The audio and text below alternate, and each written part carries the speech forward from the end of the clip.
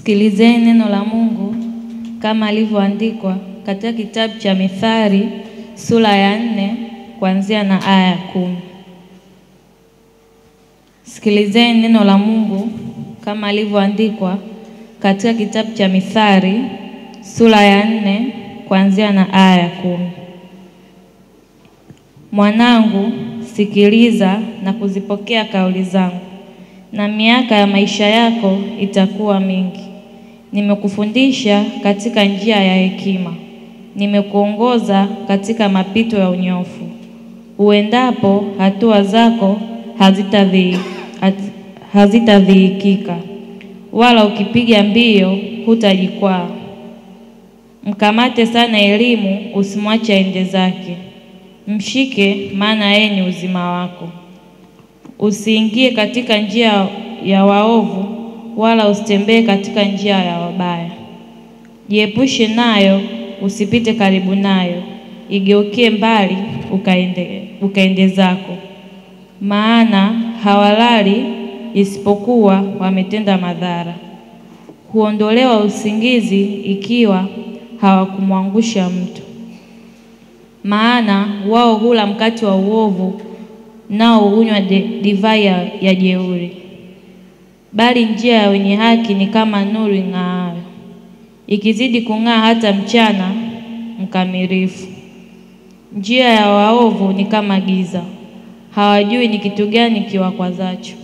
Ndiyo neno la Bwana.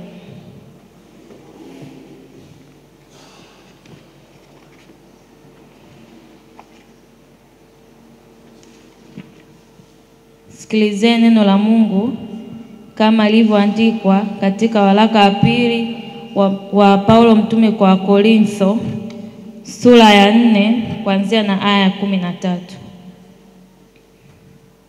Sikilizeni neno la Mungu kama ilivyoandikwa katika kitabu cha pili wa Paulo mtume kwa Korintho sura ya 4 kuanzia na aya ya 13.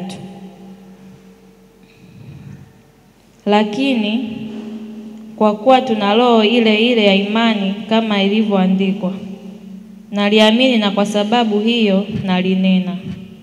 Sisi nasi twaamini na kwa sababu hiyo twanena, tukijua ya kwamba yeye alimfufua Bwana Yesu atatufufua sisi nasi pamoja na Yesu na kutuhudhurisha pamoja naye. Kwa maana mambo yote ni kwa ajili yenu, ila rehema hiyo ikiongezwa sana kwa walio wengi, shukrani izidishwe na Mungu atukuzwe. Kwa hiyo hatulegei, bali ijapokuwa utu wetu wa nje unachakaa, lakini utu wetu wa ndani unafanywa upya siku kwa siku. Maana dhiki yetu nyepesi iliyo ya muda wa kitambo tu yatufanya utukufu wa milele uzidio kuwa mwingi sana. Tusiviangalie visivyoonekana, bali visivyoonekana, kwa maana vinaonekana ni vya muda tu, bali visivyoonekana ni vya milele. Sura ya 5 kuanzia aya ya 5.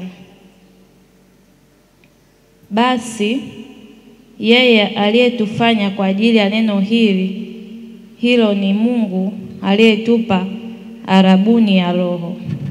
Ndiyo neno la Bwana.